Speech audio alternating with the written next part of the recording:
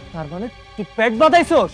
তুমি এমন করে কথা কইতাছো, মনে হইতাছে আমি বাইরের কারো লগে ফষ্টি নষ্টি করে পোয়াতি হইছি। আমার গর্বে তো তোমারই সন্তান। বাপ হইব শুই না সবে অনেক খুশি হয়, আর তুমি দেখি রাগ করতেছো। বাপ হইব শুই না অন্য সবাই খুশি হইলিও আমি খুশি হইতে পারতাছি না। ওই তোর না আমি জন্মবিরতিকরণের ওষুধ এনে দিছিলাম, তুই সেই ওষুধ না খাইয়া পেট বাঁধাইছস। আম্মাই আমারে সবসময় খোটা দেয়, কয় আমি নাকি বানজা, বাচ্চা কাচ্চা হয় না কেন। আচ্ছা, তাছাড়া আমগো বিয়ার তো 2 বছর হয়েই গেছে, এখন বাচ্চা নিলে সমস্যা কই? তোমার কি বাপ হইতে ইচ্ছা করে না? আমার ইচ্ছা করে না, আমার তোর বাচ্চার বাপ হওয়ার কোনো ইচ্ছা নাই। ইচ্ছা করবো কেমনে? ঘরে বউ রাইখা বাইরে বাপ ভালোবাসা করলে তো আর ইচ্ছা করবো না।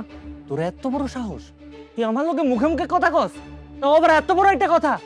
ওই অমানুষের বাচ্চা জানোয়ার, আজকের থেকে তুই আমার লগে এক বিছানায় শুবি না, তুই আলাদা নিচে শুবি আর আমি খাটের উপর। কথাটা যাতে মনে থাকে।